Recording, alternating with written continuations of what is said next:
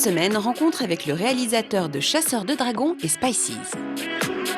Je m'appelle Guillaume Ivernel, je suis designer, directeur artistique et réalisateur de films d'animation.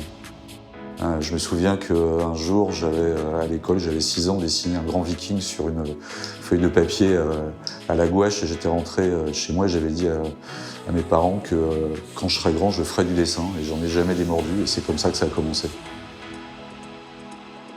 Mais en fait, j'ai pas fait de formation d'animation pour une raison un peu particulière, c'est que j'avais un tel respect pour l'animation que je me disais qu'à l'époque, j'étais probablement pas assez fort pour faire ce métier.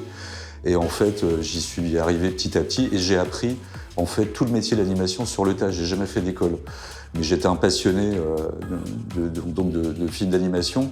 Et en fait, ma vraie école, ça a été les livres. C'est-à-dire que je lisais beaucoup de livres en français, en anglais, sur l'animation française et japonaise, et notamment l'animation japonaise qui a été pour moi quelque chose de très important. Ce qui me plaît dans ce métier, c'est de pouvoir créer des univers, des histoires et des mondes. Quelque part, faire un film d'animation, c'est beaucoup de travail.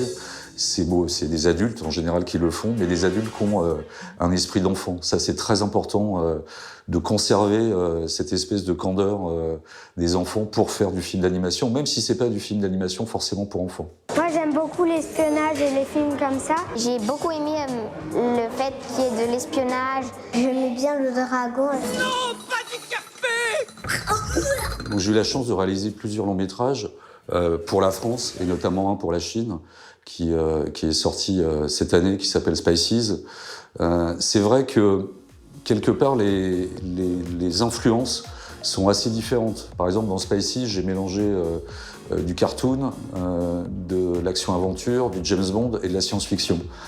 Et ça, c'est vrai que les Chinois m'ont permis de faire ça, ce qui n'aurait peut-être pas été forcément le cas en France, parce que les mélanges un peu incongrus sont moins bien perçus ici, alors qu'en Chine, le public chinois regarde beaucoup d'animations japonaises, ce qui est ma culture, et les Japonais ont l'habitude de mélanger des choses un peu improbables, et donc ça a été très intéressant de faire ce film en Chine aussi pour ça, parce que, encore une fois, ils n'étaient pas choqués par ces espèces de mélanges. Rentrez, oui.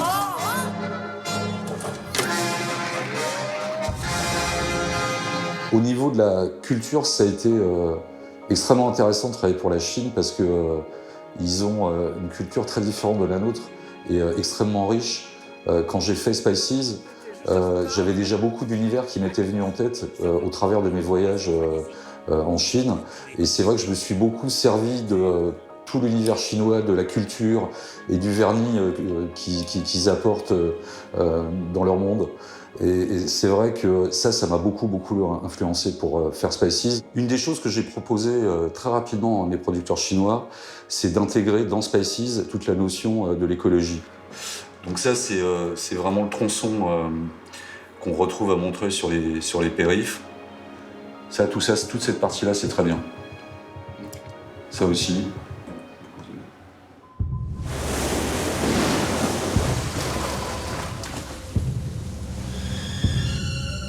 Quand je parle de Spices, je parle souvent de science-fiction, mais en fait, c'est pas vraiment exact. Le vrai terme, ce serait plutôt de l'anticipation. C'est-à-dire quelque chose qui va arriver dans une vingtaine d'années ou une trentaine d'années. C'est-à-dire pas du tout un space opéra. Pour exemple, je pourrais parler du voyage dans la Lune de Méliès avec la Lune qui se prend la fusée dans l'œil. À l'époque, c'était de l'anticipation et en fait, quelques dizaines d'années après, c'est vraiment arrivé. Ou Metropolis, qui est en fait très proche de Blade Runner, qui est maintenant très proche de nous, et Blade Runner qui était de l'anticipation à l'époque où il a été fait il y a 20 ans. Et les dernières fois que je suis arrivé en Chine, en fait j'ai découvert ce qu'était Blade Runner en vrai, c'est-à-dire les grands écrans, et c'était très proche. Ridley Scott avait été un visionnaire, donc quelque part dans Spices, c'est un petit peu on a essayé de retrouver un petit peu cet esprit-là, c'est-à-dire quelque chose qui soit en même temps pas de nos jours, mais pas trop éloigné de nous.